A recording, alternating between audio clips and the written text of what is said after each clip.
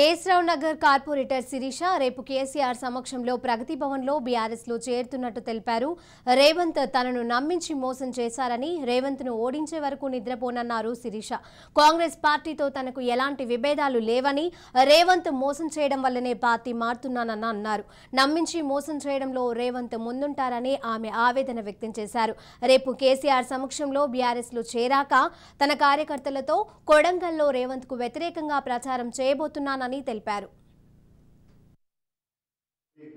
కాంగ్రెస్ అనే ఘట్టాన్ని వదిలేసి బీఆర్ఎస్ లో చేరబోతున్నాం. నేను మా శ్రీమతి ఖచ్చితంగా రానున్న రోజులల్లా బీఆర్ఎస్ అభివృద్ధికి పనిచేయబోతున్నాం. అట్లనే రేవంత్ రెడ్డిని కొడంగల్ ఓడగొట్టేదైతే ఖచ్చితంగా నేను కాంప్రమైజ్ అనేది ఉండదు. ఖచ్చితంగా అయితే నా పానం పోవాలి తప్ప నేను ఈ మాట తప్పేదైతే లేదు. రేపు రానున్న ఎలక్షన్లలో నేను నా కాన్స్టిట్యుయెన్సీ కాకుండా ఎంటైర్ రేవంత్ రెడ్డి బాధ్యతలను తీసుకొని కొడంగల్ క్యాన్వసింగ్ చేయాలని ఆశిస్తున్నా. సోమశేఖర్ రెడ్డి అనేటోడు ఇలా పోరాడదాం అనుకుంటుండు. ఇలా రాష్ట్రమే డేంజర్ బెల్ మోగిస్తుందా నాయన అని నేను చెప్తున్నా. సో కనీసం నేను దాన్ని కట్టడి చేయాలంటే నాకు కూడా ఒక బలం అంటూ ఉండాలి.